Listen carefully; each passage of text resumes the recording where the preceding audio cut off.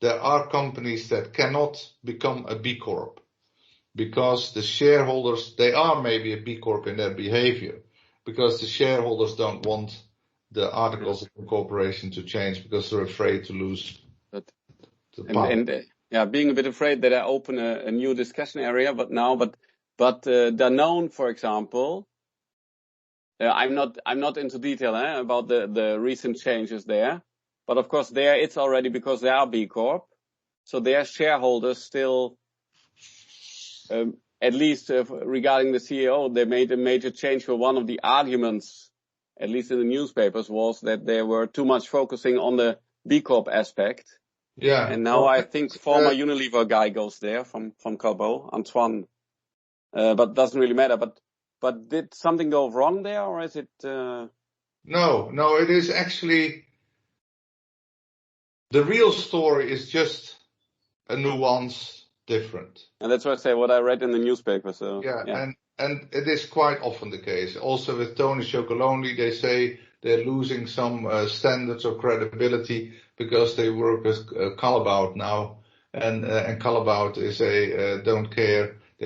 At least that's what the press says. They don't care about slavery and chocolate supply chains, but there the story is also a little bit different. But in Danone, there was a 3% shareholder who doubted the sustainability targets of Emmanuel Faber. Emmanuel Faber is the CEO. Yeah, I know. And then Emmanuel Faber and the board decided together that he would stay, but as a chairman. And that is so everything seemed fine and everything went along. But Emmanuel Faber is a loner. It's a stubborn man, nice man, but he is, and he wanted to go one step further, and he actually went one step too far, because he went to his board and he said, well, guys, I'm going to do this as a chairman, but I want you to be fully behind me. And he thought it would be an easy vote. Well, there something went wrong. It had nothing to do with his shareholder, but he lost that vote. To everybody's big surprise, the board did not say that unanimously, we are fully behind you. And so then he stepped back. So it was partially him. It was partially his holistic way of operating. And it is so different from, for example, Feike Siebersma from DSM, who is more of a team player, who has a sharp eye for what shareholders want, and also moved his company heavily into sustainability, and very successfully so. And he was not fired by his board. So Emmanuel Faber was not fired by the shareholders, but he lost a vote in the board. But maybe that was too difficult for the press, because, it's more, I don't have to explain to you. Maybe a less nice story, less interesting story. For the press are not always true. Okay. Being a bit conscious of time, we need to rush through a bit through the next question. So now I move to, thanks for all the explanations. Let's move to effective altruism. Are you familiar with the idea of effective altruism? No, I think I have a clue about altruism, of course. Yeah. But I don't know what the word effective. Okay. Is there also maybe ineffective altruism? But yes, there is. So let me try to briefly explain. I put the key principles. It's a kind of shift in thinking about. You mentioned intrinsic value and motivation, which is important for you personally. But in the end, you're more interested in impact than about the motivation to change the world, let's say. So effective altruism is actually taking the good intentions and trying to combine it with more impact analysis. So combining heart and soul, heart and ratio, let's say.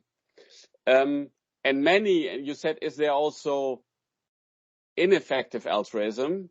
So what they say, yes, there is. There are many charities where you give money, but finally, let's say, if I go to the extreme, nothing happens, or there might even be an adverse effect.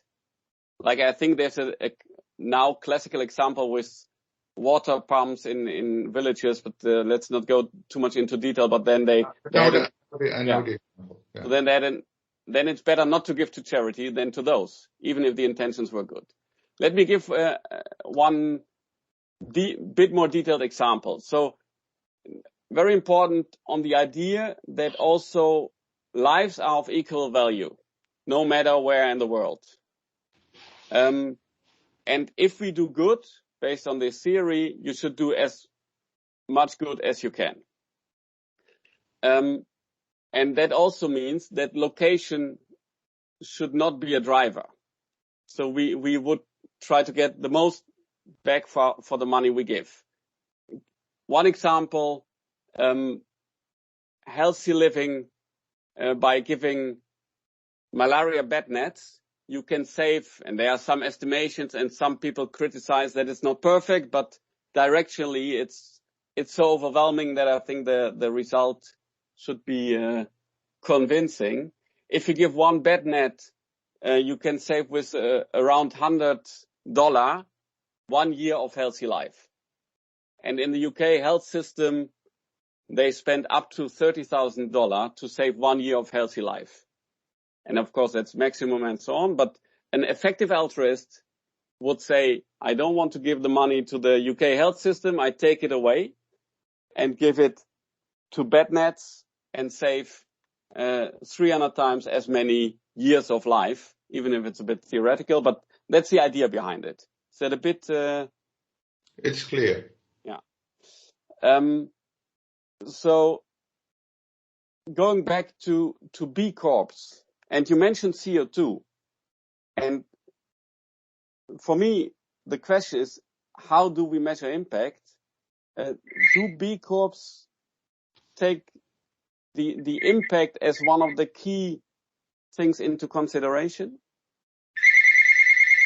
The impact? Yes, the impact. How do you measure? Is it more that you look at what do we do? That's the whole thing. That's the whole impact analysis. Yeah, but how would you measure impact? By looking at what you do and what you don't do, and you can, for example, measure. Do you have 0%? If you talk about CO2 only, do you have no activity on CO2? Do you have no CO2 output? Do you have a negative output? So you use that is only so there are scales on every point you measure on where you stand, so you can see improvement of impact. So if you go through the BIA, it is an active measuring of impact on all holistic levels. Is it from what I see? Is it mainly on impact? So CO2 neutral or not? That's very clear, and that's also when I talk to companies, some of them mention. But is it for the rest not rather on actions than on result? No, it's on results also. Yeah, should be, because you can say, well, I have an active policy for health insurance. Yeah. So what happens then? How many people are sick? How much did you pay? How much last year? How much of your projects as a consulting firm did you do regarding the SDGs, for example? What was the percentage of your revenue on SDG projects, and what was not? And that is, and how is that improving? So it's a fairly strong number-based scoring that you have to do on all the points. Otherwise, you cannot see any improvement. You have to be able to measure it, because you can say, I have my goal is to do, when you're a consulting firm, my goal is to do all the projects in the field of sustainable consulting. Yeah, that is my goal. Yeah, great. But how many did you do this year, last year, next year? What is the goal? When do you want to reach it? So you have to measure, and that is why the BIA is a continuous measurement. This never stops. You start, it never stops. And if I would say, because we are unfortunately running out of time, and I need to take your next